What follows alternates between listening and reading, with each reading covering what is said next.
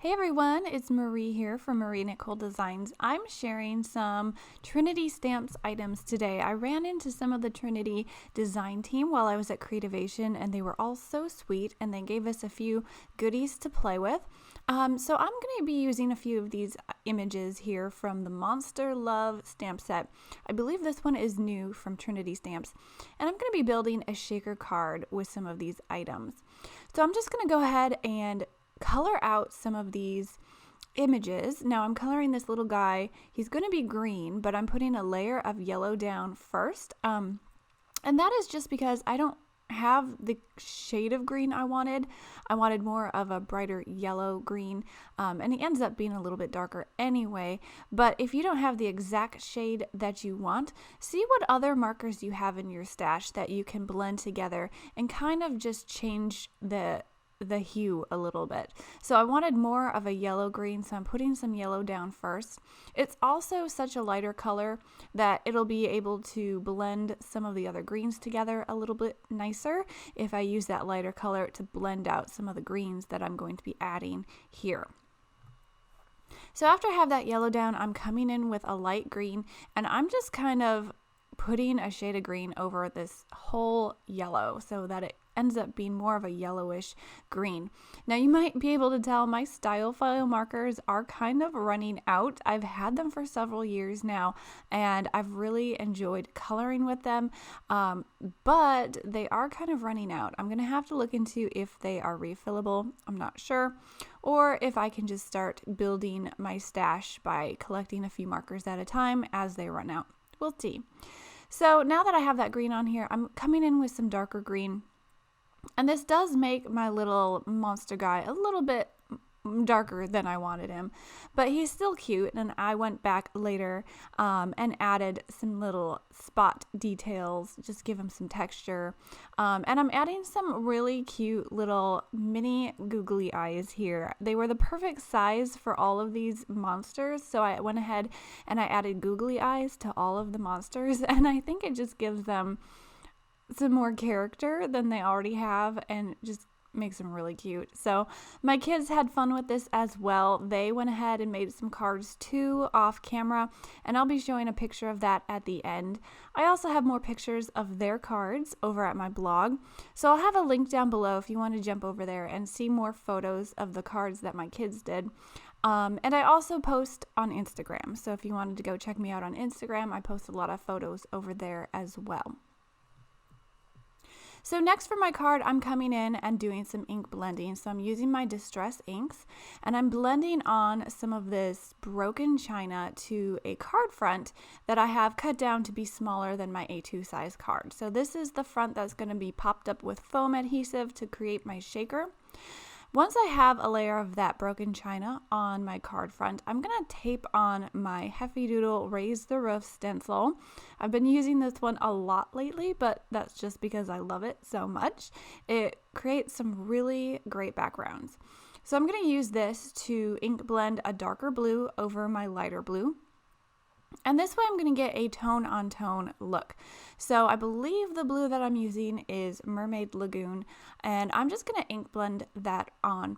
Now I've had in other videos given some tips on ink blending.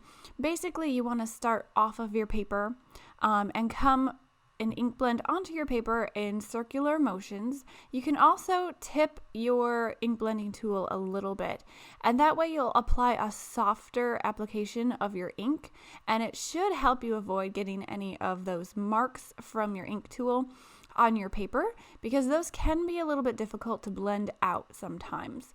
But using a stencil, I find it's a little bit easier, and if you blend on a slick surface as well, you're going to be able to move some of that ink around a little bit better. Now instead of pulling off that Raise the Roof stencil, I'm actually going to be taping another stencil on top of it. This heart stencil is from scrapbook.com, and I am just going to be doing some double stenciling, if that's the word. I don't know if there's a name for this technique, but you're basically just doubling up on stencils.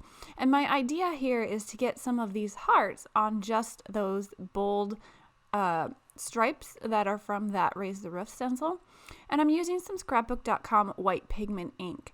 And I'm just picking up a little bit of ink with this foam tool, and I'm pushing it through the stencil. Now, when you double up on stencils, you're going to have quite a bit of a gap behind it there that you're going to have to really push hard and get your ink into. But I didn't have any problems stenciling these little hearts on. I got a good image of all the hearts. I think if you double up on your stencils, it's going to be hard if you put a medium like glitter paste or something, because it's going to want to go through that gap behind your stencil and you might not get a good image. But I found with this this pigment ink, it actually worked pretty good. So I'm just going over all of these little hearts, making sure I've got them all blended in, and then I'm going to peel that off. And you can see now that there are hearts only on those bold stripes that I've already stenciled. Now, I do wish I had a stencil that had smaller hearts and more of them, because I feel like these are a little bit spread out, and once I got all of the different things on top of my card, you can't see it as well. But it's a fun technique to try with different stencils to see what kind of backgrounds you can make. So I'm taking this Hugs die from Trinity Stamps, and you can break apart all of these letters. I chose to keep them together so that they would be evenly spaced for my background. And this is my big mistake here. I used press and seal to keep this in place only because it was sitting nearby me and I was too lazy to get up and grab my washi tape. And you can see, and I'm cringing as I watch this, it's ripping my background. I didn't go ahead and make a new background. I went with this one because I placed a lot of things over those rips, and I hope you can't tell too much with the finished card. But don't use press and seal. I thought maybe I could get away with it because it does work when you're using the glimmer machine. I think the heat makes it not stick quite as well. And I've never had it rip with my glimmer machine. I thought it would be fine, and it wasn't. So don't use press and seal. Use your washi tape, because once you put it through your die cutting machine, it is going to be stuck onto your card, and peeling it off is going to be a pain, and it's going to ruin your background. So after I did that, I'm taking one of these sentiments that I was given from Trinity Stamps. They had a few of these printed or stamped onto their cards here. And I thought this little die here that came with that Hugs die set was perfect for cutting out this little I only have eyes for you sentiment. And I thought that was cute, and it went with the little googly eyes that we put on the monsters. So I'm just going to layer that on the bottom to cover up those little rips, so that hopefully it won't be quite as noticeable. So I'm cutting a piece of plastic here, and the plastic that I'm using is just a 12 by 12 page protector, and it's meant for scrapbooks, and it's meant for putting your scrapbook pages into binders. But since I don't do a lot of that, and I have like 50 of these sheets, I tend to cut them up to make windows for shaker cards. So that's what I'm doing here.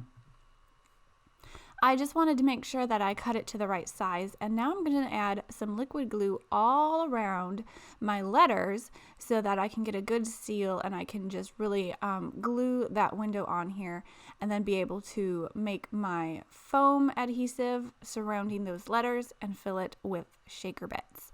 And I have a really cute shaker mix from Trinity as well that I'll be using with this card, so you'll see that in a bit. But I just want to make sure that I have all these sides glued so that my window will be adhered, and that I won't get any gaps or anything between my card and my cardstock. So I'm just laying my plastic on here. Now, plastic is not a porous surface, so that glue is not really going to seep in. So it's going to take a minute longer to dry than it would regular cardstock, but it really doesn't take all that long anyway. I'm layering this up with my 2-inch wide foam adhesive from scrapbook.com, and I love this adhesive because it's so wide and you can cover a great area, but you can also cut it down and make little shaker areas for your shaker cards, which is what I did here. I just put some foam adhesive all around that Hugs sentiment, and I left room in the middle so that all of these little shaker bits can shake around. Now, the easiest way that I find to build a shaker card is to put my shaker bits onto my card base and then put my shaker window over it. So if I tried filling that area in my shaker window and then flipping it over onto my card, that would make a big mess and it wouldn't work. So if I just pour my shaker bits onto my card itself and then put them into a neat little pile, put my card on top of it, I am better. It's easier to get a nice placement of my card panel, and all of those shaker bits won't go flying. So this is the way that I find is easiest for me. Now, the shaker mix, I took out some of those larger hearts. I just wanted the smaller pieces because this is kind of a small window, and I wanted all those pieces to move easily and for you to be able to see them through that sentiment there. But you can see here, I've got it all adhered down, and they're shaking nicely, and I really love how that turned out. So I'm taking my glue, I'm gluing down my little monsters here. I'm just adding this little group of monsters. This tall blue guy, he's going to go right in the middle. And I'm going to use some foam adhesive to pop him up as well. And after I've got all of these guys on, I'm going to add that sentiment on the bottom to hide my rips from that press and seal. Again, don't use press and seal. Use your washi tape. It works so much better. But I did want to give this little green guy here a heart because he just looked like he needed to be holding something. So I picked up one of those larger hearts from the shaker mix, and I debated the pink or the white. I don't know, I went with white. I thought maybe it matched with the white hearts in the background. But you can let me know below if you liked the pink better. I think they're both equally cute, and I thought it was just, this guy just needed to be holding a heart.